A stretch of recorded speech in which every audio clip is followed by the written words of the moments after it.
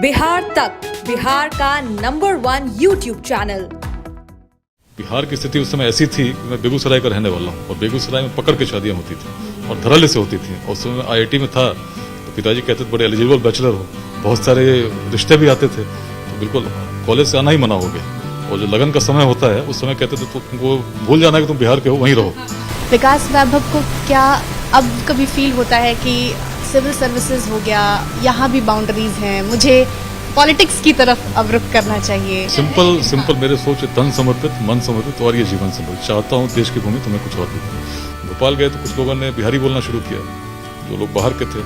Initially तो ऐसा नहीं लगा बिहार के हैं तो भाई बिहारी ही बोलेंगे ना, बट कुछ दिनों बाद ऐसा लगने लगा कि जो बिहारी बोलने की मंशा है अच्छी नहीं है। तभी एक बच्चे के मन में वो भावना जगी, कुछ ऐसा होना चाहिए, मैं क्या कर सकता हूँ। तो पहले तो मैंने कहा जो बच्चे मुझे आज बिहारी बोल रहे हैं इनको ऐसा पढ़ के दिखाऊंगा कि मैं क्लास में टॉप करूंगा और इनको समझ में आ जाएगा जिस बिहारी को जिस रूप में ये देखते हैं उससे अलग है।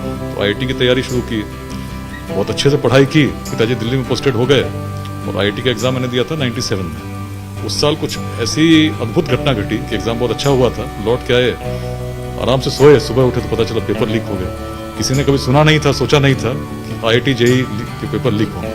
और लीक कहाँ से हुआ था? बिहार से हुआ था। तो that was the shock of my life. पूरी तैयारी करके मैंने अपनी डायरी में लिखा था, a battle which was won so well is yet to be won. तो युद्ध जीत चुके थे, उसको फिर से जीतना है। तो क्या है, कहते हैं अतीत में बार बार झांकने से वर्तमान नहीं बदलता। बिहार का एक गौरवशाली इतिहास रहा है, ये हम आप सब जानते हैं। लेकिन उस गौरवशाली इतिहास के बलबूते कितने दिन चलेगा, वर्तमान की क्या स्थिति है, ये सब देख रहे हैं। लेकिन कुछ लोग ऐसे हैं जो उस गौरवशाली इतिहास को बचाने, उसे प्रिजर्व करने के लिए कुछ न कुछ कर रहे हैं अपने स्तर पर। उन्हीं में से कुछ लोग हैं और एक हमारे साथ ही अभी बैठे हैं बिहार में गृह विभाग के विशेष सचिव विकास वैभव जी। उनसे खास बातचीत करेंगे। सबसे पहले विकास वैभव सर, हमसे बातचीत करने के लिए शुक्रिया। धन्यवाद। शुरुआत वहीं से करते हैं, जब हम भी बाहर निकले बिहार से और बिहार के बारे में जब भी कोई ओछी बात कर देता था तो हम वही गौरवशाली इतिहास का सहारा लेते थे, नालंदा और तमाम चीजें। लेकिन कभी कभी लगता है कि उस गौरवशाली इतिहास के बलबूते कितना दिन चलेगा, वर्तमान को वैसा ही बनाना है और उस काम में आप जुटे भी हैं।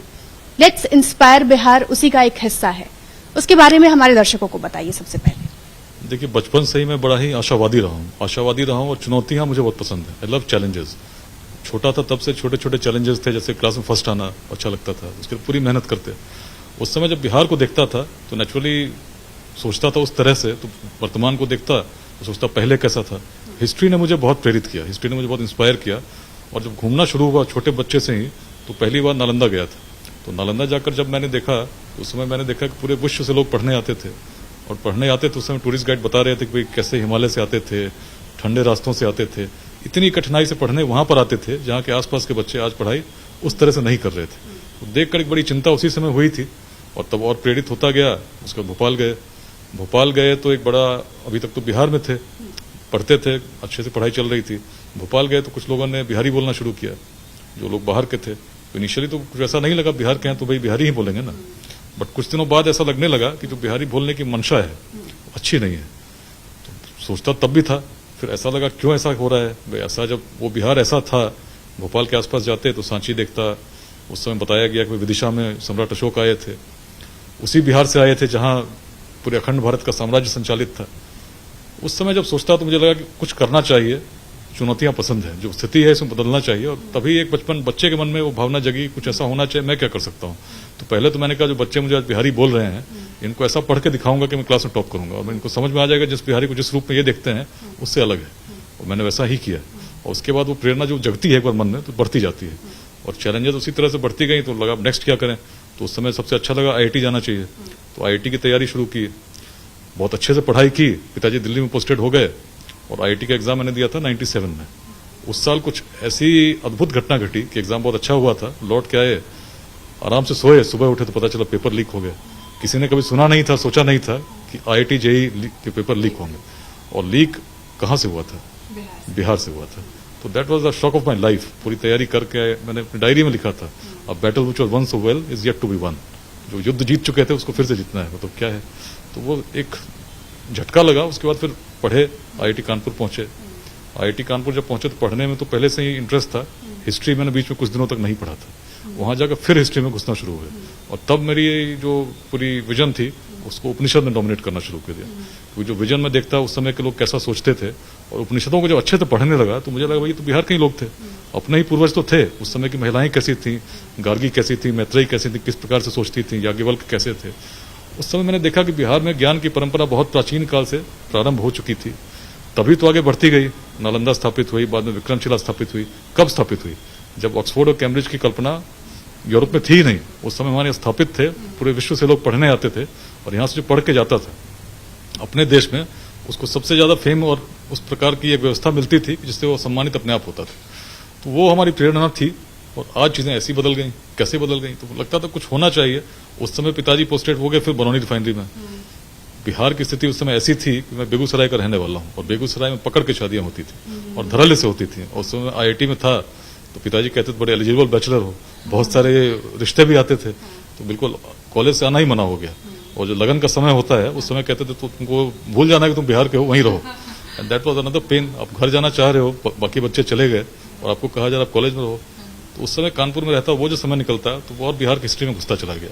मुझे लगा कि जो सूत्र है, यदि बिहार कुछ था तो कहीं न कहीं उसका जो उत्तर है या जो भी समाधान है इसी से निकलेगा।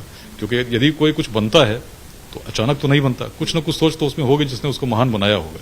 और जब बिहार को देखता तो लगता जिस समय न रोड थे, न टेक्नोलॉजी आज की तरह थी, न कोई कम्युनिकेशन के मीन्स थे। आज तो हम बात करते हैं, आप लोग टीवी के माध्यम से सुन सकते हैं, फोन कर सकते हैं, इंटरनेट यूज कर सकते हैं। लेकिन उस समय जब कुछ नहीं था तो कैसे संभव था कि अफगानिस्तान के पार तक पाटलिपुत्र से शासन चलता था? कैसे संभव था दक्षिण तक वही शासन उसी प्रकार में चलता था जिसके प्रमाण देखने को मिलते हैं? शिलालेख आज भी लिखे हुए हैं उसी रूप में।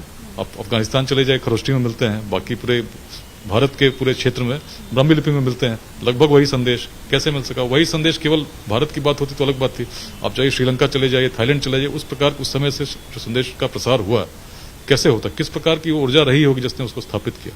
जब पीछे देखता तो उपनिषद की मैंने बात बताई, ज्ञान उस समय से प्रारंभ हो चुका था, बढ़ती गई। जब ज्ञान की दृष्टि आएगी तो नेचुरल है कि आप चीजें बढ़ेंगी। तभी दर्शन आए, बौद्ध धर्म का दर्शन आया, तत्वों का दर्शन आया। इन सब चीजों के पीछे जब मैं देखता तो शौर्य को देखता। जब ज्ञान, जो आदमी ज्ञानी होगा उसका नेचुरल शक्ति बढ़ेगी, तो शक्ति बढ़ी, इसीलिए वो ऊर्जा आई। ऊर्जा के साथ साथ जब ज्ञान आ जाए तो चीजें बदलती हैं। लोगों में संघर्ष होता है, जब संघर्ष होगा तो लोग छोटे छोटे खंडों में बटे रहेंगे। बिहार में क्या अद्भुत बात थी, हमने संघर्ष के स्थान पर सहयोग देखा। हमने यह देखा कि जो सक्षम है यदि वो अपना स्थान ले सके, उनको स्थान मिला तो चीजें आगे बढ़ेंगी। अब दो चीजें देखिए, दृष्टि कैसी है। पूरे विश्व में लोग जब शासन व्यवस्था बनी तो क्या व्यवस्था थी? एक राजा होगा, उसका बेटा राज करेगा, इसी प्रकार की व्यवस्था थी, राजतंत्र कहते हैं। तो बिहार में जो हमारी दृष्टि थी ना वो अलग थी। चाहते थे कुछ नया करें, कुछ अपवाद प्रस्तुत करें, जो अच्छा हो, समाज आगे बढ़े, ऑलवेज लुकिंग फॉरवर्ड। तभी इतने बड़े विशाल क्षेत्र में जो उत्तर बिहार में बज्जी महाजनपद था उसमें वैशाली स्थापित हुई। और वैशाली एक जगह थी जिसने उस समय प्रमाणित किया कि कोई भी व्यक्ति शासन कर सकता है और उसको हम चुन सकते हैं। आज पूरे विश्व का आदर्श क्या है? डेमोक्रेसी है। लेकिन उसका पहला यदि कहीं प्रमाण मिलता है तो वैशाली में मिलता है। कौन ऐसे लोग होंगे? किसी भी क्षेत्र में हो सकता था, लेकिन बिहार में क्यों हुआ? दृष्टि उस समय से अलग थी, उपनिषद काल से अलग थी, बाद में वैशाली स्थापित हुई। यदि वैशाली का पतन आप देखेंगे क्यों हुआ, तो इतिहास को पढ़ेंगे तो मगध और वैशाली में उस समय संघर्ष चल रहा था। मगध बढ़ना चाहता था लेकिन वैशाली सबसे बड़ा अवरोध के रूप में प्रस्तुत थी। सीमा थी, सीमा पर भी विवाद होते थे, दोनों में संधि हुई। कहा गया कि भाई गंगा के बीच में जो व्यापारी जाएंगे उन पर कर दोनों में बराबर लगेगा, बराबर हिस्सा मिलेगा। बहुत सारी व्यवस्थाएं चल रही थी, लेकिन उसके बाद वैशाली में कुछ इस प्रकार की भावना बनी कि उसे लगा कि मगध को नहीं देना चाहिए। तब मगध के लिए चुनौती आई। उस समय राजा थे अजातशत्रु, उनको लगा क्या किया जाए, तो उन्होंने अपने मंत्री को भेजा भगवान बुद्ध के पास। और वसाकार ने जब पूछा तो वसाकार को बुद्ध ने कहा अपने प्रिय शिष्य आनंद से कि भाई जब तक वैशाली में सहयोग की भावना रहेगी, वृद्धजनों का सम्मान होगा, स्त्रियों का सम्मान होगा, चैत्यों का सम्मान होगा, मूल रूप से सहयोग की भावना रहेगी, आपस में सभाएं नित्य समय पर होंगी। उस वैशाली में जहां 7,707 गणराजा मिलकर एक संथागार में बैठकर हर वर्ष अपने गणाधिपति का चयन करते थे, राज परिषद का चयन करते थे, यदि ये भावना बनी रही तो वैशाली की अभिवृद्धि ही होगी। इसको लेकर जब अजातशत्रु ने सोचा तो उसने सोचा कि भाई इस सहयोग को कैसे मिटाया जाए। उसने वसाकार को निष्कासित किया। वैशाली में वो गए, 3 वर्ष तक रहे और इतने सहयोग की भावना नष्ट हो गई।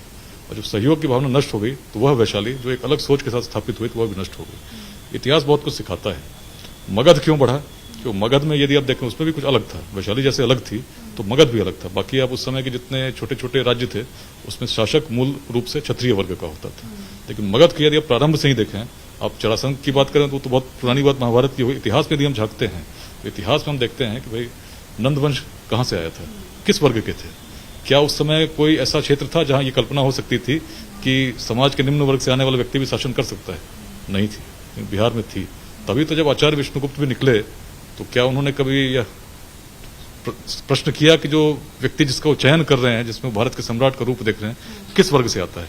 उन्होंने तो एक बालक दिखा, बालक में क्षमता दिखी, उन्होंने इस क्षमता को ग्रहण किया और उसकी माता से जाकर उनको दान में मांगा, और देखिए इतिहास बदल गया। अखंड भारत का साम्राज्य स्थापित हुआ सहयोग की भावना से, छोटे छोटे राज्यों को, गणराज्यों को जोड़कर हम स्थापित हुए, और ऐसी भावना थी, इसीलिए उद्यमिता जो ऐसी बनी। तो उस काल में राजगृह, पाटलिपुत्र, चंपा जैसे नगर बने। आप साउथ ईस्ट एशिया में घूमने जाएंगे तो बहुत सारे नगर आपको आज भी मिलेंगे जिनके नाम छोटे छोटे बिहार के गांवों से मिलते हैं। और देशों की बात कर लीजिए तो वियतनाम 1500 वर्षों तक चंपा के नाम से जाना जाता था। चंपा कहाँ थी? बिहार का भागलपुर था। तो आज यदि मैं देखता हूं कि बिहार में जो चीजें बदल रही हैं, जो चीजें जैसी होनी चाहिए थी, बच्चों से पूछते हैं, युवाओं से पूछते हैं, भाई ये बताओ तुम इतिहास कैसा था, तो हर व्यक्ति बोलता बड़े गर्व से बहुत अच्छा था। वर्तमान के बारे में बोलते हैं तो बड़ा बोलता नहीं, कुछ चीजें ठीक नहीं चल रही। और भविष्य के बारे में जब पूछते हैं तो बोले जब ऐसा चल रहा होगा भविष्य कैसा होगा। लेकिन ये दृष्टि उस क्षेत्र में जिसके पूर्वज ऐसे रहे हों, जब कुछ नहीं था। मैं तो ये सिंपल कहता हूं भाई, जब कुछ नहीं था, रोड नहीं थे, टेक्नोलॉजी नहीं थी आज की तरह कुछ, तब तो तुम ये कर रहे थे। आज जब कुछ सब कुछ है तो जीरो की डिस्कवरी करने वाले तुम थे, विज्ञान तुमने बनाया, गणित तुमने दी, जो आज पूरा विश्व चल रहा है, हम बात कर पा रहे हैं। अगर चिंतन नहीं बदलोगे तो बिहार कहां बदलेगा? फिर तो हम देखते रहेंगे कोई आएगा और कुछ करेगा। अरे कौन आएगा? किसने किया था? हम ही लोगों ने तो किया था। एक आचार्य के मन में कल्पना जगी तो अखंड भारत का साम्राज्य निर्मित हो गया।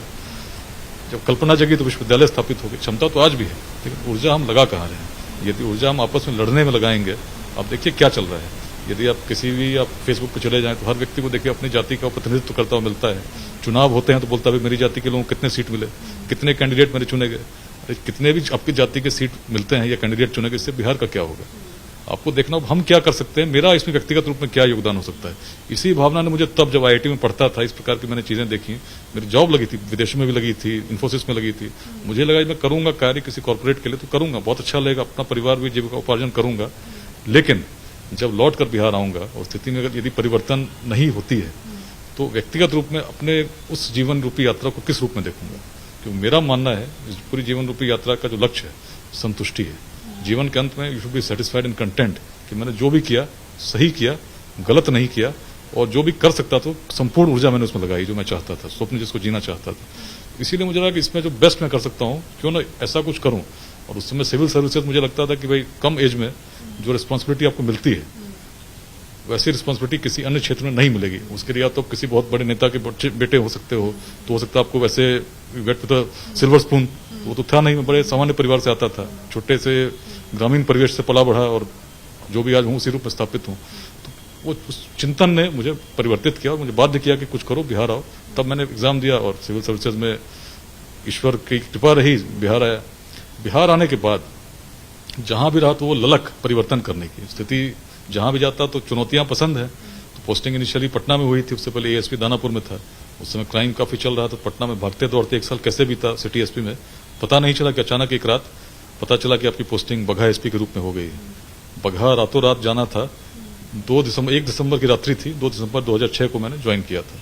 1 दिसंबर की रात्रि को फोन आया कि बघा का एसपी हूं, वहां पर 4 किसानों की हत्या डकैतों द्वारा कर दी गई है और पब्लिक ने विद्रोह किया है, आक्रोश है, जिसमें 2 लोग मारे गए हैं पुलिस फायरिंग में। इसलिए आपको रातों रात जाना होगा। तो रातों रात गए, बघा में गया तो उस समय बिल्कुल ही नया था, चंपारण में कभी नहीं गया था। और उस कोने में जो नेपाल और उत्तर प्रदेश की सीमा पर हिमालय के बीच में हो, मैं बस इतना जानता था कि एक वन क्षेत्र है जहां वाल्मीकि नगर व्याघ्र परियोजना चल रही है। ये सोचकर जब गया तो बघा के बाद और भी जानने लगा। मिनी चंबल के रूप में उसको लोग जानते थे।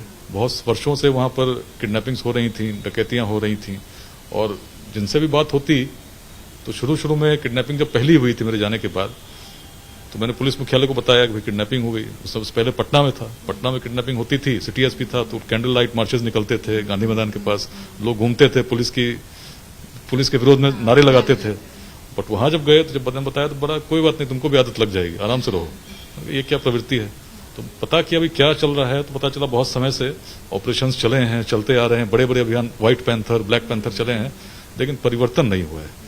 दृष्टि बदलनी पड़ेगी। मुझे ये लगा उस समय पहली चीज मैंने देखी क्या चल रहा है, तो मैंने देखा जो डकैत हैं, तो डकैत पटना में तो रैंसम कॉल आता था, आपको इसमें पर्ची पर लिख कर आता था कि भाई फोन आता था, वहां पर बाकायदा कागज पर लिख कर आता था, उसमें गैंग का नाम रहता था, जो भी नाम रहे मुहर लगी रहती थी, और उसके नीचे लिखा रहता था बिहार सरकार, बिहार सरकार चुम्बन यादव, बिहार सरकार राधा यादव, इस प्रकार के नाम से, या बिहार सरकार सुखदेव महतो, इस टाइप के गैंग्स के नाम उसमें लिस्ट रहती थी। इतने पैसे, इतने चांद मार्का की लुंगियां, इतने किलो आटा, इतना किलो चावल, इतना किलो सरसों का तेल, इतने खस्सी, इतने मुर्गे, और उसमें इंस्टॉलमेंट में पेमेंट की भी सुविधा थी। इट वॉज सो ऑर्गेनाइज्ड, और बहुत समय से ऐसा चलता आ रहा था। और जो लोग थे उनके गैंग्स चलते थे, किसी में 50 लोग थे, किसी में 20 लोग थे, और दियारे में रहते थे, उनको सैलरी मिलती थी, छुट्टी भी मिलती थी। तो ऐसी व्यवस्था चल रही थी, कब से चल रही थी। और लोगों से जब बात होती तो बोलते हैं कि ये तो ऐसी भूमि है जहां ऋषि वाल्मीकि के समय से अपराध चल रहा है। किसी अंग्रेज ने भी लिख दिया इट्स यूनिवर्सिटी ऑफ क्राइम, क्योंकि व्यवस्था ऐसी चल रही थी। इतने रम चुके थे, जम चुके थे कि जो डकैत थे उनके परिजन पंचायत चुनाव भी लड़ते थे, विधानसभा चुनाव भी लड़ते थे। तो स्थिति को जब बदलना था तो पहला तो हम लोगों ने आर्थिक रीढ़ पर हमला किया। गन्ने की खेती होती थी, अवैध खेती होती थी, सरकारी जमीन पर भी होती थी, कब्जा किए गए जमीन पर भी होती थी। उसको हम लोगों ने कटवाना शुरू किया उन मजदूरों से जो उस क्षेत्र के नहीं थे। इतना भय का माहौल था कि वहां के लोग तो काटते ही नहीं। तो हम लोग बाहर से बुलाया, उनको शिविर में बिठाया, पुलिस की कैंप बनाई दियारे के बीच में, और रात में उनको रखने के लिए वहीं पर रामायण और महाभारत हम लोग दिखाते, वीसीआर मंगा करके उस समय लोग देखते थे। लेकिन घटना जब कटना शुरू हुआ तो 20 लाख से अधिक राशि एक साल में हम लोगों ने सरकार के खजाने में जमा की। और जब आर्थिक रीढ़ पर हमला हुआ और पुलिस में रेड इस प्रकार चल रहा था कि 30 रात से मैं 26 रात में बाहर ही सोता था, और सोता मतलब किसी गेस्ट हाउस में नहीं सोता था, गन्ने की खेत में पन्नी डालकर ऊपर पॉलिथीन लगा करके नीचे स्लीपिंग बैग में सोते थे। पर्पज यही था कि दियारे को हम या तो ये रहेंगे या हम रहेंगे, और ये संदेश बड़ा क्लियर था। किडनैपिंग तो ऐसे नहीं कर पा रहे थे जब इस तरह से आप घूमोगे। दूसरी आर्थिक रीढ़ पर हमला हुआ, लेकिन परिवर्तन तब आया जब हम लोगों से बात करनी शुरू की। ग्रामीणों को हम लोगों ने इन्वॉल्व किया, उनके परिजनों तक पहुंचे, और परिजनों से हम लोगों ने कहा, जिससे भी पूछते यही कहता था कि भाई ऋषि वाल्मीकि के समय से अपराध चल रहा है। तो हमने कहा इस मनोदिशा को बदलो, तुम यह स्मरण करो कि भाई अगर रत्नाकर रहे होते तो कितने लोग वाल्मीकि को जानते, कितने रत्नाकर आए और चले गए, कोई जानता है क्या। लेकिन आपके जो परिजन है यदि भटके रहेंगे तो अपने जो उनका दायित्व है उस क्या दायित्व निभाएंगे। उनको प्रेरित करो, उनको बताओ कि इसी भूमि में कभी रत्नाकर वाल्मीकि बने थे। उस प्रेरणा से तुम आज भी परिवर्तन ला सकते हो। जो तुम आज लोगों के दहशत बने हुए हो, लोग तुम्हें सम्मान की दृष्टि से देखेंगे, तुम समाज की मुख्य धारा में सम्मिलित हो जाओगे। पहले धीरे धीरे करके एक बड़े डकैत को हम लोगों ने सरेंडर कराया, और उनको परिजनों से जो हम लोगों ने बातें की थी सरकार की पुनर्वास नीति के तहत ये करेंगे, ऐसा करेंगे, वो हम लोगों ने पूरा किया। धीरे धीरे श्रृंखला बन गई, लोगों को लगा कि भाई जो बात हो रही है। और उस समय सबसे बड़े डकैत थे जिनके ऊपर 135 मुकदमे थे, बिहार में थे, उत्तर प्रदेश में थे, नेपाल में भी थे, वो भी सरेंडर कर गए। और फिगर्स ऐसे ट्रांसफॉर्म हुए कि कभी 50 किडनैपिंग होती थी, कभी 40 होती थी, कभी 100 होती थी। 2008 में 0 पे आ गई थी, देयर वाज नो किडनैपिंग इन बगहा। और आज बिहार में मिनी चंबल नाम का कोई जगह नहीं है। तो परिवर्तन आया इतिहास से। उसके बाद मेरी पोस्टिंग हुई रोहतास जब गया उस समय वहां उससे भी विकट स्थिति थी। रोहतास भी प्राचीन काल से बड़ा प्राचीन क्षेत्र रहा है। रोहतास दुर्ग वहां स्थापित था, जो राजा हरिश्चंद्र के पुत्र रोहिताश्व के नाम पर कहते थे। और जब मैं रोहतास गया तो स्थिति बिल्कुल ऐसी विकट थी, कई थानों पर हमला हो चुका था, कुछ दिनों पूर्व ही हुआ था। 2006 में डीएसपी विक्रमगंज के शहीद हो गए थे, बिल्कुल दिन में एनकाउंटर हुआ था, और पटना से हार्डली 2 घंटा लगता हुआ आज विक्रमगंज पहुंचते वहां पर हुआ था। स्थिति पूरे जिले में ऐसा भय का माहौल था कि पुलिस भी रात में निकलती नहीं थी। उसमें जब हम लोगों ने देखा तो पहाड़ी थी, 3200 स्क्वायर किलोमीटर से अधिक का जंगल था। उस जंगल में पुलिस का कोई पोस्ट नहीं था। रोहतास किला था जिसको ये लोग शरण स्थली के रूप में, प्रशिक्षण स्थली के रूप में उपयोग किया करते थे। तो पहले तो मैं भी गया तो 3 बार किसी सरप्राइज हम लोग रखते थे कि रात में जाते थे, जिस रास्ते से पता नहीं चला दूसरे रास्ते से उतर जाते थे, तो पूरे रास्ते में लैंडमाइंस लगी रहती। रात के अंधेरे में पुलिस चढ़ती थी, 1 घंटे में घूमती थी, और मुझे था कि देखना था पहाड़ है क्या, इस पर रेड करना है किस प्रकार का है। 3 अभियान जब चले पहाड़ पे, चौथी बार जब गए तो सोली नामक एक गांव में सुबह जब पहुंचे तो एक स्कूल में मुठभेड़ हो गई। कोई अनुमान नहीं था कि स्कूल में माओवादी रहते होंगे, लेकिन जब पहुंचे तो सामने 6 फीट की दूरी पर संतरी लगा हुआ था। गाड़ी रुकी, सब लोग भागे, अफरा तफरी मची, 10 मिनट तो गोलियां चली, और 6 इंच से पता नहीं कितनी गोलियां चली होंगी, और हम लोग देख रहे थे वो क्या है। लेकिन वो पहली घटना थी जब पहाड़ के ऊपर जहां उनका गढ़ था, पुलिस गई थी और उग्रवादियों को नुकसान हुआ था। करीब 2 पुलिस राइफल, काफी सारी गोलियां और बहुत सारा साहित्य, और 1 ट्रैक्टर भर के दवाइयां, वहां मेडिकल कैंप लगा हुआ था।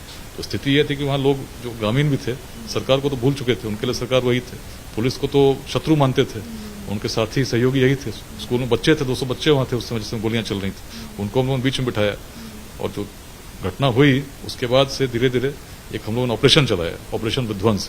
जैसे बगहा में बात हुई थी कि या तो दियारे में हम रहेंगे या वो रहेंगे, रोहतास की स्थिति बड़ी कठिन थी। आज तक की टीम भी पहले गई थी वहां, जब हम लोगों ने झंडा फहराया था तो उस समय स्थिति ये थी कि भाई वहां चुनाव भी नहीं हुए थे, करीब 20 वर्षों से चुनाव नहीं हुए थे, पोलिंग पार्टीज जा नहीं पाती थी। और दूसरी बात यह थी कि जितने भी गांव थे उसमें लोग पुलिस का विरोध करते तो भाग जाया करते थे। तो ऑपरेशन विध्वंस में हम लोगों ने उतने फोर्स लेकर चढ़े कि वहां पर जाकर हम कैंप कर सके। तो पहली बात, एक भोकरवा गांव में गए 2008 में, शाम जब अंधेरा हुआ हम लोगों ने टेंट में लाइट लगाई, बच्चे गांव के इकट्ठा होने लगे, लोग तो भाग चुके थे। बच्चों से फिर हमने पूछा, पहले तो लगा कि उग्रवादियों ने भेजा है सूचना लेने के लिए, लेकिन 2008 में भोकरवा गांव में बच्चों ने बल्ब नहीं देखा था। अब सोचे किस इलाके में रहते थे, मुख्यधारा से कितने कटे हुए थे, तो बल्ब उनके लिए अचंभा था क्या जल रहा है, बल्ब देखने लोग आ गए थे। उसके बाद एक दूसरा गांव था नकटी, वहां जब पहुंचे तो वहां किसी व्यक्ति को एक सांप ने डस रखा था और ओझा उसको झाड़े जा रहे थे, पूरा गांव इकट्ठा था। बाकी गांव में लोग भाग जाया करते थे, वहां पे लोग इकट्ठा थे क्योंकि इस प्रकार की उनको लग रहा था कि बच जाएंगे, नहीं बचा। धीरे धीरे सब ग्रामीणों से हम लोगों ने संवाद करना शुरू किया। संवाद में बात आई कि रोहतास दुर्ग से सब लोग बड़े प्रेरित हैं, कहते हैं कि हमारे पूर्वजों का किला है, पूर्वजों ने स्थापित किया, चाहे उरांव रहे हों, खरवार रहे हों, जितने भी आदिवासी थे, और यही आदिवासी लोग उग्रवादियों को मुख्य रूप से शरण भी देते थे और दस्ते में भी शामिल होते थे। तब फिर वही बात, इतिहास से कैसे परिवर्तन लाया जाए, हम लोगों ने सीधी बात यही कहनी शुरू की, सबसे संवाद किया कि भाई तुम्हारे पूर्वज इतने यशस्वी थे जिन्होंने पहाड़ी के इस ऊंचाई पर 1500 फीट पर रोहतास दुर्ग जैसे कीर्तिमान को स्थापित कर दिया, जिससे मध्यकाल में जितने विदेशी आक्रांता आए, उनके साथ जो इतिहासकार थे, चाहे फरिश्ता रहे हों, चाहे एन अकबरी में अबुल फजल रहे हों, इन लोगों ने लिखा कि रोहतास दुर्ग अभेद्य है, भारत का सबसे शक्तिशाली दुर्ग है और इसको बल से नहीं केवल छल से ही जीता जा सकता है। और इतिहास साक्षी है, जब भी रोहतास दुर्ग किसी ने जीता, जब खरवारों ने जीता उरांव लोगों से छल का प्रयोग किया, उसी प्रकार जब अफगान शासक सम्राट शेरशाह सूरी थे, उनके द्वारा भी जब दुर्ग जीता गया, सब लोग जानते हैं क्या कहानी थी, किस प्रकार महिलाओं को पालकी में बताकर उसमें सैनिक घुसे थे और दुर्ग पर कब्जा किया। तो ऐसे दुर्ग को जब तुम स्थापित कर सकते थे, जो पूरे विश्व का एक प्रकार से बहुत महान दुर्ग है, तो ऊर्जा कहां चली गई? आज ऊर्जा कहां लग रही है? क्यों संघर्ष कर रहे हो? क्यों पुलिस से संघर्ष करते हो? क्यों आपस में संघर्ष करते हो? क्यों ना तुम उस ऊर्जा का प्रयोग ऐसी जगह करो, उसके लिए हम लोग अच्छे अच्छे लोगों को ले जाते, जिले से टीचर्स को ले जाते, डॉक्टर्स को ले जाते, उन लोगों से बात करते और उनका मदद करते, कैंप्स लगाते, कंबल बंटते, धोती बंटते, साड़ियां बंटती, बच्चों को हम लोग किट्स देते। और एक हम लोगों ने कहा कि रोहतास किला इतना प्राचीन किला है, इसको पर्यटक स्थल के रूप में यदि स्थापित हो जाए तो बहुत पर्यटक आएंगे, यहाँ की पूरी अर्थव्यवस्था बदल जाएगी। करेगा कौन? यहाँ तो गाइड भी नहीं है। तो जितने आदिवासी बच्चे थे उसमें 100 से अधिक बच्चों को हम लोगों ने स्पेशल ट्रेनिंग दी एज टूरिस्ट गाइड्स। उनको उन्होंने साइकिल दिया, टॉर्च दिया और ट्रेनिंग दी कि आप टूरिस्ट से कैसे बात करोगे। हमें भी मालूम था इतनी जल्दी टूरिस्ट नहीं आएंगे, लेकिन सोच बदलनी थी। और सोच जब उन लोगों ने बदली, उनको डेहरी लाए, पहली बार उन लोगों से बहुत बच्चों ने देखा किस प्रकार लोग सभ्य तरीके से रहते हैं, बात करते हैं, अच्छे लोग कैसे बात करते हैं, कैसे पर्यटक होते हैं, उनके बारे में मूवीज दिखाई उनको, कैसे लोग दुनिया में पर्यटक घूमते हैं। और सोच बदलने का जब उन्होंने काम किया तो धीरे धीरे जो उग्रवादी उनके क्षेत्र में जाकर उनका मन कुछ और कहते रहे होंगे, उनके बारे में हमने कभी नहीं कहा, हमने कुछ कहा ही नहीं। हमने कहा हम किसी के शत्रु है ही नहीं, हम तो तुम्हारे इतिहास की तरह तुम्हारा भविष्य को बनाना चाहते हैं। और जब ये बात अपील हुई तो गांव में उग्रवादियों से लोग प्रश्न करने लगे कि भाई तुम क्यों हमारी शांति भंग कर रहे हो। स्थिति ऐसी विकट हुई कि जहां उनकी शरण स्थली थी वहां से उनको पलायन करना पड़ा, आत्मसमर्पण करना पड़ गया। और शस्त्रों के साथ आत्मसमर्पण करने के लिए जो लोकल उग्रवादी थे बाध्य हो गए। और रोहतास शांत है, पूरे पहाड़ी पर आज आप देखेंगे तो लोग कैंप लगा के कहीं भी रुक सकते हैं, रुक रहे हैं। अभी मैं कुछ दिनों पहले गया था, जिस गांव में गोली चली उस गांव में लड़कियां नृत्य करके स्वागत कर रही थी। और वही लैंडमाइन गाड़ी जहां ब्लास्ट हुआ था 2008 में, वहीं पर बैठकर लोग फोटो ले रहे थे, सेल्फी ले रहे थे। रोहतास किले जब गए तो वहां भी आदिवासी उड़ाव लड़कियां, खरवार लड़के स्वागत कर रहे थे, क्योंकि सबका कहना था कि परिवर्तन हो चुका है। परिवर्तन इतने कम वर्षों में कैसे हुआ? प्रेरणा इतिहास की थी, इतिहास की वही प्रेरणा ऐसे ही पड़ी हुई थी, लोग देख नहीं थे। लेकिन जब प्रेरणा जगी तो उन आदिवासियों के बीच में उस सत्व का भाव जाके हम क्या थे। जब उस भाव से उन लोगों ने अपनी ऊर्जा का प्रयोग किया, सही जगह लगी, देखिए चीजें बदल गई, आज बदल रहा है। आज रोहतास में पॉसिबिलिटी टूरिज्म की इतनी है, होटल खुल रहे हैं किले के ऊपर, लोग बना रहे हैं और उसमें इतनी सारी, अब अगर देखें तो mountaineering, rock climbing, adventure sports, parasailing, हर प्रकार की एक्टिविटीज आप रोहतास फोर्ट पे कर सकते हैं। सोच चाहिए, दृष्टि चाहिए, विजन चाहिए, तो चीजें बदलेंगी। बिहार में उसी प्रकार से हर जिले में कुछ न कुछ विरासत है जो प्रेरित कर सकती है। ज्ञान की बात की हम लोगों ने, विश्वविद्यालय तक की बात की, उसके बाद की बात कीजिए, आदि शंकराचार्य भी जब चले थे तो जब चलने शुरू हुए तो कहाँ गए थे? जब एक विद्वान की तलाश कर रहे थे तो खोज तो मंडन मिश्र के घर पर ही जाकर सहरसा में खत्म हुई। विश्वविद्यालय में विक्रमशिला में पूरे तिब्बत के लोगों ने सोना दान किया था। सोना दान क्यों करते थे? यदि राजा को युद्ध में जाना हो तो लोग अपने घर से जो भी सोना हो दिया करते थे, लेकिन यहाँ पे सोना दान दिया गया था इसीलिए ताकि ऐसी राशि इकट्ठा हो जिससे विक्रमशिला से किसी आचार्य को बुलाया जा सके जो तिब्बत में ज्ञान दे। 3 वर्ष लगे, मंडली गई, 3 वर्ष तक मनाती रही, तब जाकर हुआ था। वो बिहार था, दृष्टि बड़ी थी। हम लोग छोटे छोटे वादों में नहीं बटे थे। यदि जातिवाद था भी तो हर क्षेत्र में था, लेकिन यहाँ की जातिवाद की व्यवस्था क्या थी? जो सक्षम थे वो शासन करने में सक्षम हो सके, जो सक्षम थे, जो उस प्रकार की दृष्टि बनी, वैशाली स्थापित हो गई, तभी तो इतनी सारी चीजें हम कर पाए, तभी तो महान थे, ऊर्जा ऐसी थी। आज यदि हम संघर्ष करते रहे, सहयोग की भावना मिट जाए, वही हो रहा है ना। 10 लोगों को बिठा दीजिए तो जो बिल्कुल नहीं जानते हो, पहली बात उनके मन में क्या आती है? बहुत लोग उसमें प्रश्न पूछा, तो हर व्यक्ति ने पूछा, नाम जानना चाहते हैं, नाम के बाद उसका सरनेम जानना चाहते हैं, और सरनेम अगर उल्टा पुल्टा हुआ, मेरे नाम से पता ही नहीं चलता क्या है, तो फिर पिताजी का नाम पूछते हैं। क्या मनोभावना है भाई? जो व्यक्ति जिनके पूर्वज पूरे अखंड भारत के साम्राज्य पर शासन किया करते थे, यदि ऐसे छोटी छोटी सोच रखते तो क्या कर पाते? बिहार की ये जो जातिवादी व्यवस्था है, इस पर तो आएंगे सर, लेकिन हम बात कर रहे थे लेट्स इंस्पायर बिहार ने कैसे वो माध्यम दिया, या अभी दे भी रहा है कैंपेन, क्योंकि अभी भी चल रहा है, लगातार आप काम कर रहे हैं, वो माध्यम कैसे बना, मतलब युवाओं के लिए, जो अभी आप फिलहाल वो कैंपेन चल रहा है? तो जैसे जो चीजें मैंने देखी ना, परिवर्तन, तो मैं गया था, एक ऐसे टॉक करता रहता हूँ, जहां भी रहा हूँ यूथ से बात करता हूँ, तो जो निराशा मुझे दिखी कि तुम निराश हो रहे हैं वर्तमान को, भविष्य को, तो मुझे इसको मिटाना चाहिए, बस मेरा योगदान हो सकता है। मैंने तो देखा है परिवर्तन को, साक्षात होते देखा, बगहा में देखा है, रोहतास में देखा है, अन्य स्थानों पर होते देखा है। इतिहास से यदि प्रेरणा लिया जाए तो इस रूप में नहीं लिया जाए कि हमको वैसा ही स्थापित करना है, हमें तो बहुत आगे जाना है। जब कुछ नहीं तब वैसे थे, तो आज कहाँ नहीं जाएंगे? तो हर जिले में ऐसे लोग हैं जो आज भी सकारात्मक सोच रखते हैं, जातिवाद से ऊपर हैं, संप्रदायवाद से ऊपर हैं, कुछ करना चाहते हैं, माध्यम नहीं। तो क्यों नहीं ऐसे माध्यम का निर्माण किया जाए, अच्छे लोगों को जोड़े। अच्छे लोगों को जोड़े किस बात पे? अब जाति के नाम पर जोड़ना तो बड़ा आसान है, नहीं, मुद्दों पर जोड़ेंगे, शिक्षा पे जोड़ेंगे, शिक्षा पे विकास हो, समता की भावना कैसे समाज में जागृत की जाए, उस पर सोचो, चिंतन करो, चिंता छोड़ दो, चिंतन करो हम क्या कर सकते हैं, उद्यमिता की भावना कैसे लाई जाए। यदि आज हम देखें तो बच्चे पढ़ते हैं और किसी तरह पैरवी से नौकरी पाना चाहते हैं। अरे भाई, जिस बिहार ने कभी चंपा को स्थापित किया था, उसमें कैसे हम जनरेशनल थिंकिंग में शिफ्ट लाएं। तो इसमें हम लोग बहुत सारे छोटे छोटे, हर जिले में ब्लॉक लेवल तक हम चाहते हैं टीम्स बने हमारी, जो इस प्रकार की सोच को विकसित करे लोगों के बीच में, युवाओं के बीच में। और यूथ को हम लोग इसीलिए स्पेशली टारगेट कर रहे हैं कि यूथ की सोच बड़ी पॉजिटिव है, सकारात्मक है। उसको यदि हम अभी से, बचपन से ही, स्कूल से, कॉलेज से बताएं कि तुम क्या थे, तो व्यक्ति आगे वाले समय में बिहार के लिए एक एसेट हो जाएगा। लेकिन उसको यदि हम छोटे छोटे से उलझा कर रखेंगे, संघर्ष के लिए कहेंगे, उसको बताएंगे तुम इस जाति को, तुम ये जाति तुम्हारा दुश्मन है, तो हम तो कहेंगे जो सक्षम है उनकी मदद करें, जिनको उसकी आवश्यकता है। ऐसे समाज का निर्माण करो, दृष्टि वो लाओ, उतनी बड़ी दृष्टि लाओ, इतनी दूरदर्शी दृष्टि लाओ जैसे तुम्हारे पूर्वज थे। देखो चीजें कैसे नहीं बदलेंगे, 10 साल में एक जिले में पूरी स्थिति बदल सकती है। तो बिहार में भी अगर ठीक से चलें हम लोग, अच्छी दृष्टि के साथ चलें, शिक्षा, समता, उद्यमिता, इन पे हमारी ऊर्जा लगे, अन्य चीजों में नहीं लगे, निश्चित चीजें बदलेंगे। और शिक्षा को देखिए, हर विद्यालय में आवश्यकता है। तो अभी हम लोग कुछ कुछ प्रोजेक्ट्स पे काम कर रहे हैं। पटना में हम लोगों ने बच्चों को जोड़ने के लिए पायलट प्रोजेक्ट के रूप में करीब 30,000 बच्चों ने 40 स्कूल में बिहार के विरासत पर हम लोगों ने एक ओलंपियाड ऑर्गेनाइज किया था, भारत हेरिटेज ओलंपियाड। उसमें एक ऐसे हम लोगों ने लिखने को दिया कि बिहार के भविष्य को आप क्या देखते हैं, आपका विजन क्या है। तो जिन बच्चों ने अच्छा किया, उसमें 10 ऐसे बच्चों को हम लोगों ने हेरिटेज एम्बेसडर बनाया है, ताकि बिहार की जो प्रेरणा, उसमें हर बच्चे ने वही लिखा है, इतिहास अच्छा है कि वो फ्यूचर के बारे में सोच रहा है, इतिहास प्रेरित कर रहा है। But we are looking forward, we are not looking backward. Backward is the inspiration, वो मजबूती हमें प्रदान कर रहा है क्योंकि हम थे, वो बताता है हम कर सकते हैं। लेकिन करेंगे कैसे? यदि हम संघर्ष छोड़कर सहयोग करेंगे, उस भावना को जन्म देना होगा, तभी तो हम जोड़ पाएंगे। और जोड़ने के लिए पहली कड़ी है कि अच्छे लोग जुड़ें एक साथ, तभी हम कुछ कर पाएंगे। दूसरा, हम लोग एक परियोजना पर काम करें, मेंटर योर स्कूल। इसमें है कि जितने भी स्कूल हैं बिहार में, उसके लिए ऑनलाइन एक डेटाबेस हम लोग क्रिएट करने की कोशिश कर रहे हैं कि आप जाएं, अपने स्कूल का नाम पे क्लिक करें, आप किस प्रकार से स्कूल की मदद कर सकते हैं, फाइनेंशियली कर सकते हैं, कोई इंफ्रास्ट्रक्चर दे सकते हैं, या आप कुछ पढ़ा सकते हैं, ऑनलाइन पढ़ा सकते हैं, ऑफलाइन पढ़ा सकते हैं, या स्कूल की किसी नीति में आप जुड़ना चाहते हैं, बताएं। ऐसे लोगों को जोड़कर हम लोग स्कूल एडमिनिस्ट्रेशन के साथ जोड़ना चाहेंगे। और जो लोग निकल चुके हैं, जैसे जो बिहार से निकल चुके हैं, अधिकांश लोग, अच्छे लोग निकल चुके हैं, वो लोग किस प्रकार योगदान दें, उसका एक नेटवर्क चाहते हैं। तो हम लोग आज के डेट में करीब 12,000 लोग हमारे साथ वॉलंटरी रूप से जुड़े हैं, और संख्या दिनों दिन बढ़ती जा रही है। इसमें ऐसे लोगों को हम लोग स्थापित करके चैप्टर्स बना रहे हैं, जो शिक्षा के क्षेत्र में काम करें, समाज सेवा के क्षेत्र में काम करें, और एंटरप्रेन्योरशिप, उसकी जो फीलिंग्स है उसको कैसे डेवलप करें।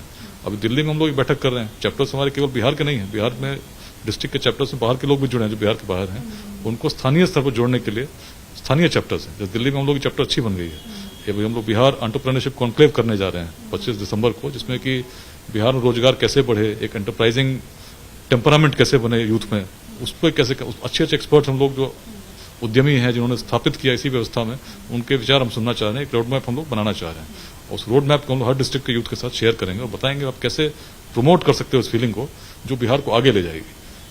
संघर्ष नहीं करना है, सहयोग करो, चिंता नहीं करना है, चिंतन करो। इसलिए मिलकर बिहार को प्रेरित करो, निश्चित हम बदलेंगे। बिहार की जब हम परिकल्पना करते हैं इतिहास से प्रेरित होकर, तो कई चैलेंजेस भी हैं, मतलब गिनने को आएंगे तो हाथ पे नहीं गिने जाएंगे। उन चैलेंजेस को आप कैसे देखते हैं? क्या उन्हें आप मेंशन करना चाहेंगे जो हमारी राह पर रोड़ा है बहुत बड़े? देखिए, सबसे बड़ी बात तो है जो छोटी सोच होता है ना, जैसे आप कोई अच्छा काम करने निकला तो उसके टांग खींचने वाले बहुत मिल जाएंगे। इससे कैसे निपटा जाए, हम लोग स्पेशली अपने वॉलंटियर्स को ट्रेन कर रहे हैं। और दूसरी बात है कि भाई आप जब नेगेटिव एनर्जी आपके आसपास हो, उसमें आप कैसे अपने आप को बचाएं, कैसे उस फोकस को बनाए रखें। क्योंकि कई बार होता आप शुरू तो करते हैं, कुछ दिन अच्छा चला, फिर बाद में आपको लगा यार बड़ा मुश्किल है, नहीं हो पाएगा। तो हम लोग यही कहते नहीं, काम शुरू करते नहीं भय से नीचे लोग, मध्यम त्यजते बीच में देख विषम संयोग, पर उत्तम वे लोग जो हर दुर्गम पथ झेल, दृढ़ता से बढ़ते सतत बाधाओं को ठेल। तो बहुत बड़ी चुनौती है, आसान नहीं है। जो हमारा विजन है, जो प्लान है कि ऐसा करेंगे, कुछ परिवर्तन लाएंगे, ये परिवर्तन कोई हम किसी से अपेक्षा नहीं कर रहे, हम तो अपील कर रहे हैं लोगों से, आप ही है, तुम स्वयं, सारी सृष्टि की ऊर्जा तुम्हें समाहित है, आंखों पर से पट्टी हटाओ, मत को अंधेरा है, देखोगे तुम सब कुछ करने में सक्षम हो, बस जग जाओ, जगो और जगाओ, लोगों को प्रेरित करो, करोगे तो समूह बनाओगे, समाधान अपने आप निकलेगा। जो चीजें दिखती नहीं है, जैसे एक बगहा में जब था तो कोई सोच नहीं सकता था कि चीजें बदलेंगी, रोहतास में जब था तो उस समय 15 अगस्त 26 जनवरी काले झंडे लहराए जाते थे, लेकिन 26 जनवरी 2009 के बाद जब लोग जुड़े, आदिवासियों के सहयोग से तिरंगा लहराने लगे उस किले पर, जहां बिल्कुल स्थिति ऐसी थी कोई शुद्ध रहने वाला नहीं था। आज पर्यटक स्थल बन चुका है, लोग जा रहे हैं, रोपवे की भी परिकल्पना हो चुकी है, जिसमें आप देखेंगे आप कुछ समय के बाद चीजें बदल जाएंगी, ऐसी बदलेंगे कि बिल्कुल लोग जाएंगे। शेरशाह सूरी ने रोहतास फोर्ट से इतने प्रेरित हुए, पहली बार जीते तो भारत के सम्राट बन गए, तो इतने प्रेरित हुए कि उन्होंने झेलम, आज पाकिस्तान के किनारे, पाकिस्तान में झेलम के किनारे रोहतास फोर्ट है, वर्ल्ड हेरिटेज साइट है। इसी से प्रेरित होकर जो मूल थी उसकी स्थिति ये थी, बदल रही है, चीजें बदल रही हैं। इस फीलिंग को कि भाई चीजें बदलना संभव है, निराश नहीं होना है, छोटे छोटे सोच से ऊपर उठना, बस यही हमारा मेन कॉन्सेप्ट है। सर, एक व्यक्ति की भी अपनी सीमा होती है, जैसे विकास वैभव की भी अपनी एक सीमा है, उनके पेशे की भी एक सीमा है। उस सीमे से बाहर निकल के, उससे वक्त निकालकर, इन तमाम फाइलों से गुजरते हुए इसके लिए वक्त निकालना, कैसे मैनेज करते हैं इन सारी चीजों को? देखिए, मेरा मानना है कि व्यक्ति की अंदर की जो इच्छा है यदि प्रबल हो तो व्यक्ति समय से खुद निकाल लेता है। इसलिए तो मैं अभी आजकल एक्टिव मोड में आके भाषण दे रहा हूँ, लोगों को समझा रहा हूँ, संवाद कर रहा हूँ।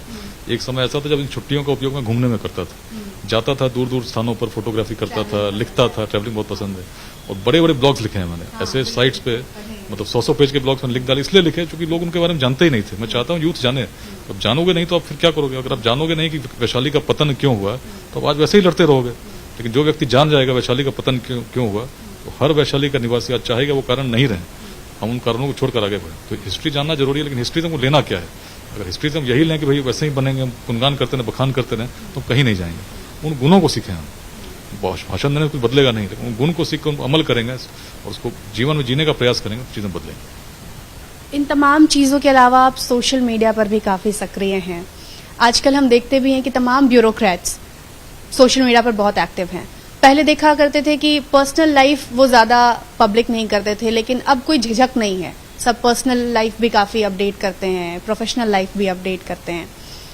कोई बाउंड्री है जिसे लगता है कि नहीं ये हमारी सीमा है, इसके आगे नहीं लांघना है, या कभी कोई लांघ गए फिर पछतावा हो कि नहीं ये चीज नहीं डालनी चाहिए थी? क्या सोशल मीडिया को लेकर कोई बाउंड्री है दिमाग में कि कैसे इस्तेमाल करना है, कैसे नहीं करना है? देखिए, हर व्यक्ति अलग अलग तरीके से इस्तेमाल करता है। मेरा तो शुरू से यही रहा है, जब भी करता हूँ तो it has with the message, मैं लोगों से जोड़ता हूँ, कुछ इंस्पिरेशन देना चाहता हूँ, तो मैंने तो उसी रूप में किया। चाहे आप किसी भी रूप में देखें, तो मैं खुद इतना इंस्पायर्ड रहता हूँ, इतना इंस्पायर्ड हूँ, पर्सनल लाइफ में ऐसी घुसी है। बेटे का नाम मेरा याज्ञवल्क है, ऐसा नाम सुनने को नहीं मिलेगा, लेकिन याज्ञवल्क नाम मैंने इसलिए रखा कि एक समय ऐसा था जब मिथिला में पूरे भारत के विद्वान जुटे थे, उनके जब विवाद हुआ था उसमें सबसे बड़े विद्वान के रूप में याज्ञवल्क निकले थे। उनके विचार हम पढ़ते हैं, तो कुछ चीजें जो इंस्पायर कर सकते हैं वैसी चीजें शेयर करना चाहता हूँ। सोशल मीडिया के बारे में यह है कि भाई आप किसी भी चीज का दो प्रयोग कर सकते हैं। अच्छा प्रयोग करेंगे तो उसके भी अपने कॉन्सिक्वेंसेज होंगे, आप अच्छा प्रयोग नहीं करेंगे उसके भी अपने कॉन्सिक्वेंस। निर्णय आपको लेना है, समय भी कितना देना है। यदि आप व्यर्थ चीजों में समय देंगे तो कुछ होगा ही नहीं उससे। क्या उसको किस रूप में यूज करना है? जैसे स्टूडेंट्स हैं, उसमें सोशल मीडिया पे बहुत सारी ऐसी भी चीजें हैं, जैसे मैथ्स के लेक्चर शेयर होते हैं, फिजिक्स के लेक्चर शेयर होते हैं, कैसे पढ़ना है, इन चीजों पर ध्यान देंगे तो अच्छा करेंगे। लेकिन अब वो ध्यान देंगे अगर बिल्कुल ही फूल जरूर की जो चीजें हैं जिसमें समय व्यर्थ होता है, तो अपना समय उनका नष्ट हो जाएगा। तो किसी भी माध्यम का उपयोग कैसे हो, यदि हम सोच कर करें तो हम उसका अच्छा उपयोग कर सकते हैं। पुलिस रिफॉर्म्स की अक्सर चर्चा होती है। पुलिसियाई तंत्र को सोशल मीडिया पर एक्टिव करना बिहार में कितना मुश्किल है? क्योंकि यूपी पुलिस बहुत एक्टिव नजर आती है सोशल मीडिया पर, वहां के डिस्ट्रिक्ट में भी कोई कुछ होता है, वहां किसी को टैग कर दे, तुरंत समस्या का निदान होता है, या फिर कम से कम ये आश्वासन मिल जाता है कि हाँ पुलिस जो है वो एक्टिव है। क्या बिहार में ये मुश्किल हो रहा है या ये काम चल रहा है इस पर कि बिहार पुलिस को सोशल मीडिया पर बहुत एक्टिव किया जाए ताकि लोग जो हैं वो वहां भी उनसे? देखो, बिहार में जितनी एक्टिव यूपी पुलिस है उतनी शायद अभी नहीं होगी। प्रयास चल रहा है, बिहार पुलिस का भी अपना ट्विटर हैंडल है, उसको और आगे बढ़ाने की जरूरत है। आगे आने वाले समय में social media is the future, मतलब उसमें आपको जो भी एजेंसीज है उनको रहना पड़ेगा उस पर। जो भी व्यक्ति है पर्सनल कैपेसिटी यदि आप मुझसे पूछें तो जैसे भागलपुर में डीआईजी भी था, तो आज भी फेसबुक पर जो भी मुझे मैसेज करता है पेज पर जरूर पढ़ता हूँ। तो छोटे छोटे बहुत सारी चीजें उससे ही हल हो गई। बहुत लोगों ने जो प्रॉब्लम में थे उन्होंने भेजा, वो खुद पढ़ता था, मतलब किसी को मैंने डेलीगेट आज भी नहीं किया हुआ है, खुद ही करता हूँ। तो इस तरह का एक जुड़ाव होना चाहिए। और डिस्ट्रिक्ट में हम लोगों ने जब पटना पुलिस में एसएसपी बना था तो हम लोगों ने पटना पुलिस की फेसबुक पेज लॉन्च की थी, उसमें भी लोग शिकायतें भेज रहे थे, उसकी मॉनिटरिंग में खुद कर रहा था। लोग बैठे थे, उनकी ड्यूटी थी, बट डेली शाम में एक रिपोर्ट में देखता था क्या हो रहा है। तो इसके हम लोग उपयोग यदि करेंगे, टेक्नोलॉजी जैसे मैंने क्या कहा, जब चीजें नहीं थी तब तो हम वैसे थे, जब चीजें हैं उसका हमको यूज करना चाहिए, वही विजन है हमारा। विजन अगर स्मार्ट सिटी का विजन देखेंगे, अब विदेशों में आप घूमने जाएंगे, ऑस्ट्रेलिया जाइए, आप इंग्लैंड चले जाइए, रोड पे पुलिस वाले आपको दिखते नहीं है, लेकिन चोरी नहीं होती क्योंकि कैमरे लगे हुए हैं और चीजें इतनी आसान है कि आप प्रॉपरली मॉनिटर कर सकते हैं। बिहार में हम लोग कर रहे हैं, कैमरे जब से आए, policing has changed a lot, लेकिन उसको इस लेवल तक बढ़ाना है कि चीजें जैसे आज यूरोप में हो रही हैं, कोरिया में हो रही हैं, वैसे हम बिहार में करें। रोक और अब देखेंगे बहुत मुश्किल नहीं है, सोच थोड़ी बदलनी होगी, चीजें जिस तरह से देख रहे हैं उस चीजों को बदलना होगा। सोशल मीडिया तो सर एक बात है जो मैंने कही, कोई और रिफॉर्म पर काम चल रहा हो जो आप साझा करना चाहें? नहीं, जैसे पुलिस में जब पुलिस की आप बात करेंगे तो मेरा बहुत मानना है कि police officer should be very accessible. Public को वो भय नहीं होना चाहिए कि हम जाके मिलें या नहीं मिलें तो मेरी बात सुनी जाएगी या नहीं जाएगी। तो जैसे व्यक्तिगत समस्याओं के लिए तो वही ऑफिसर का अपना रहना, या जनता दरबार लगाना, या जिस प्रकार की जो नॉर्मल जिसको हम कहते हैं वो होना चाहिए। बट सामूहिक समस्याएं, कई बार होता है कि भाई आपकी जब तक व्यक्तिगत समस्या हुई तब तो आप पुलिस के पास गए, लेकिन जिसको नहीं है तो भाई देख रहा है रोड पर ये गुंडागर्दी चल रही है, कहीं पर छेड़खानी चल रही है, कहीं शराब बिक रहा है, कहीं कुछ और हो रहा है, लेकिन वो शिकायत करने में सोचता कहाँ थाने तक जाएंगे। तो मेरे मन में एक संकल्पना जिसको मैंने प्रयोग हमेशा किया, चाहे पटना सीनियर एसपी रहा हूँ, चाहे सिटी एसपी रहा हूँ, चाहे भागलपुर का डीआईजी रहा हूँ, प्रत्येक माह कम से कम एक दिन किसी सार्वजनिक स्थान पर पुलिस की लोक संवाद गोष्ठी होनी चाहिए, जिसमें सामूहिक रूप से लोग आमंत्रित हों, हर वर्ग के लोग आए और मिलकर करें। हम लोग करते थे, हर प्रथम शनिवार को करते थे पूरे भागलपुर रेंज में, मुंगेर रेंज में। उसका पर्पज था कि जो ऐसी समस्याएं जो लेकर व्यक्तिगत रूप में कोई नहीं जाएगा, एक सामूहिक रूप में जब आएगा तो पुलिस भी बाध्य होगी, एक बार सुन तो लेगी, अगले महीने फिर बैठक होगी। यदि समाधान नहीं की तो फिर ट्रांसपेरेंसी अपने आप आती है। दूसरी बात, जैसे हम लोग जो सिस्टम्स को जटिल बनाते हैं, तो मेरा है कि सिस्टम शुड बी सिंप्लीफाइड। जैसे कोई व्यक्ति आपके पास आवेदन लेके आता है तो हम लोग क्या करते हैं, हम लोग आवेदन उसको ऑफिस में रख लेते हैं, फिर आवेदन कहीं जाता है, चिट्ठी बन के जाता है, व्यक्ति परेशान रहता है कि मेरा आवेदन गया या नहीं गया, कोई जाकर थाने में पूछता तो बोलता आपका तो आया ही नहीं।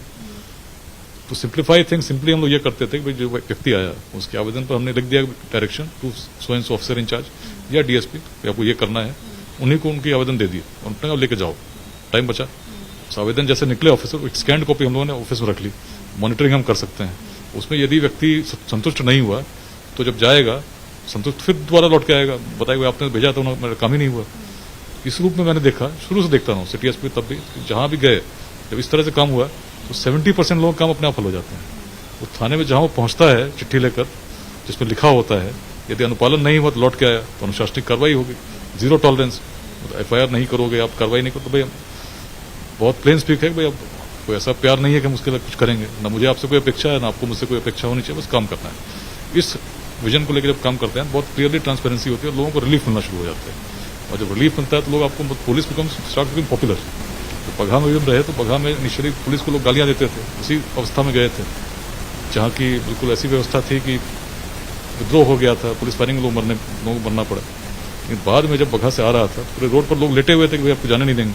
तो स्थिति ऐसी कैसे परिवर्तित हुई, लोग से जुड़ने से, हमेशा उपलब्ध रहने से। तो इस प्रकार की we should be more accessible, more transparent and we should be totally committed to public cause. तो इसके लिए जो सिस्टम है उसको हम लोग और डेवलप कर सकते हैं। आपके इंटरव्यू के सिलसिले में जब मैं कुछ रिसर्च कर रही थी तब आपका एक बहुत सालों पुराना एक इंटरव्यू दिखा, जिसे शायद आपने अपने यूट्यूब चैनल पर शेयर किया था, साल 2002 का मुझे लगता है। आपने सिविल सर्विसेज की परीक्षा पास की और फिर वो इंटरव्यू चल रहा था। आपसे सवाल किया गया कि आप इंजीनियर हैं, फिर आपने सिविल सर्विसेज की तरफ क्यों आपका रुझान आया। आज भी देखने को मिलता है, तमाम IITians टॉप करते हैं सिविल सर्विसेज की परीक्षा में। विकास वैभव को क्या अब कभी फील होता है कि सिविल सर्विसेज हो गया, यहाँ भी बाउंड्रीज हैं, मुझे पॉलिटिक्स की तरफ अब रुख करना चाहिए एक वक्त के बाद और वहाँ मैं खुलकर काम कर पाऊंगा, क्योंकि आप हमेशा से समाज के बीच रहना चाहते हैं, बदलने की ये जो भावना है। बाउंड्रीज तो होती हैं, एक पॉलिटिशियन के पास ज्यादा पावर है, जैसा हमने पढ़ा है। कभी ऐसी इच्छा होती है कि जब इन तमाम चीजों से निकलूंगा तो फुल फ्लेजेड पॉलिटिक्स में एंटर करूंगा? कभी ऐसा? सवाल थोड़ा सिंपल मेरे सोच, तन समर्पित, मन समर्पित और ये जीवन समर्पित। चाहता हूं देश की भूमि तुम्हें कुछ और भी दो। तो मन जो भी माध्यम मिलेगा, मिलता रहा है। आज पुलिस में हूं, आज होम डिपार्टमेंट में हूं, सैटरडे संडे का समय मिल रहा है, समाज को दे रहा हूं। जो भी समय मिल रहा है कोशिश कर रहा हूं। कोशिश तो जारी रहेगी, माध्यम कुछ भी हो इसके लिए मैंने कभी सोचा नहीं। मैं ये देखता हूं कि जो समय है, इस समय हम क्या दे सकते हैं। कल ऐसा होगा, कल ये बनेंगे तो ऐसा करेंगे, ये सोच से मैंने कभी देखा ही नहीं। जब आईआईटी में भी था तो वहां के आसपास के बच्चों को पढ़ाने हम लोग जाया करते थे सैटरडे संडे को। समाज को जो भी समय है, जिस दायित्व में आप रहे अब दें। इसलिए आज यहाँ हूं तो यहाँ दे रहा हूं। आगे क्या होगा, भविष्य जहां ले जाएगा वो तो भविष्य के गर्भ में है, लेकिन समाज के लिए सदैव संकल्पित रहूंगा और कोशिश करूंगा जब तक हूं निश्चित सेवा करता रहूं। How do you see the present politics of our country? मतलब आपने जातिवाद की बात की, धर्म के नाम पर हिंसा, तमाम चीजें हैं जो कि हम रोजाना अखबारों में पढ़ते हैं। बिहार भी इन सबसे अछूता नहीं है, देश का ही हिस्सा है। अपनी ही सीमा में आप जवाब दीजिएगा, मैं सीमा को लांघने की, हाँ, तो उसे देखकर क्या आप टिप्पणी करना चाहेंगे? टिप्पणी बड़ी स्पष्ट है। हाँ। सोच बड़ी होनी चाहिए, सोच ऐसी होनी चाहिए जो लोगों को जोड़े, लोगों को तोड़े नहीं। हम अंग्रेज नहीं है, we do not want to divide and rule, we want to take the state forward, we want to take the nation forward. उस प्रकार की सोच जब डेवलप करेंगे चीजें बदलेंगे। लेकिन जब तोड़ने में लग जाएंगे तो शक्ति कहाँ लगेगी? शक्ति तो वही है, ईश्वर ने असीम शक्ति दी है हर व्यक्ति में। शक्ति का जब संग्रह होगा, एक साथ संचालित होगी, सही दिशा में जाएगी, चीजें बदल जाएंगी। तभी तो बिहार कभी प्राचीन काल में ऐसा बना कि पूरे विदेशों से लोग आते थे। उसी रूप में शक्ति का प्रयोग करेंगे तो निश्चित हम सफल होंगे। पॉलिटिक्स भी ऐसी होनी चाहिए। पॉलिटिक्स भी ऐसी होनी चाहिए, आप मानते हैं? चलिए, तो अब जाते जाते युवाओं पर वापस से आते हैं। युवाओं के लिए विकास वैभव 5 टिप्स बताएं जिससे कि बिहार की वो जो इतिहास को हम वापस से पिरोने की बात कर रहे हैं, उसे प्रिजर्व करने की बात कर रहे हैं, वो वापस से हमें देखने को मिलेगा, वो बिहार हमें वापस से देखने को मिलेगा। वो 5 चीजें युवाओं को आप क्या समझते? देखिए, सबसे पहले तो जीवन का एक लक्ष्य तय कर लो, करना क्या है। और लक्ष्य ऐसा तय करो कि ऐसा है कि मुझे इंजीनियर बनना है या डॉक्टर बनना है। उसके बाद क्या करना है, वो तो बनना मार्ग होगा। लक्ष्य तय करो। लक्ष्य के लिए दूसरी बात, पूरी झोंक दो, जितनी ऊर्जा है तुम्हारे पास, एकाग्रता के साथ झोंको, मेहनत करो। तीसरी बात, दृढ़ निश्चय होनी चाहिए। समय आएगा जब बहुत परेशानी होगी आपको, लेकिन उसमें परेशान नहीं होना, विचलित नहीं। हमेशा याद रखो कि I have to be determined, जिद करो, मतलब परिश्रम करो, उसका जिद रहनी चाहिए, इच्छा हो, समर्पण हो और जिद होनी चाहिए, तभी आप करेंगे। और एक बार जब स्थापित हो गए, पहली बात तो स्थापित होना है, क्योंकि कोई व्यक्ति भी तभी प्रेरित कर पाएगा, समाज में कुछ कर पाएगा जब स्वयं स्थापित हो, अपने बल पर हो, अपने पुरुषार्थ के बल पर या जो भी आप कहते मेहनत के बल पर स्थापित हो। लेकिन एक बार स्थापित हो गए तो केवल स्वयं तक मत जियो, कुछ न कुछ समय समाज के लिए अवश्य दो। और जब समाज के लिए कुछ आंशिक योगदान देना शुरू करोगे, तुम देखोगे जो हमारा सामूहिक ध्येय है उसमें हम जब संगठित होंगे, मिलकर कुछ ऐसे लोगों को जोड़ेंगे, अपना समय दीजिए और फिर संगठित हो जाएगी। अच्छे लोगों को जोड़कर संगठित होंगे, संगठन बड़ी शक्ति होती है। और जब बहुत 100 लोग खराब हों, लेकिन 5 लोग अगर सही हो जाएं उसमें और मार्गदर्शन के तत्पर हो जाएं, प्रस्तुत हो जाएं, तो बाकी जो 95 लोग हैं उनके मन पर जरूर ही मनोदशा पर फर्क पड़ेगा, परिवर्तन आएगा। इस मिशन के साथ जीवन को आप जिएंगे तो निश्चित आप संतुष्ट होंगे, लक्ष्य स्पष्ट होंगे, आप परिश्रम करेंगे, निश्चय के साथ करेंगे, अपनी शक्ति बढ़ेगी, सामर्थ्य को जानेंगे। एक बार स्थापित हो, कुछ समाज के लिए उस रूप में सोचना शुरू करें, संगठित हो जाएंगे अच्छे लोगों के साथ, क्या नहीं बदल सकता है। उम्मीद पर दुनिया कायम है। हमसे बातचीत करने के लिए बहुत बहुत शुक्रिया। धन्यवाद। तो जैसा कि 5 सूत्र आपको मिल गए हैं, आपको गांठ से बांधना है इन सभी सूत्रों को। और जिस बिहार के अतीत की बात करके हम अपना सीना जो है गर्व से चौड़ा करते हैं, उम्मीद यही की जा रही है कि वर्तमान की भी वैसी ही चर्चा हो, वैसी ही बातें हो कि जिससे सीना जो है वो गर्व से चौड़ा होता रहे। कैमरामैन नदीम आलम के साथ प्रेरणा, बिहार तक।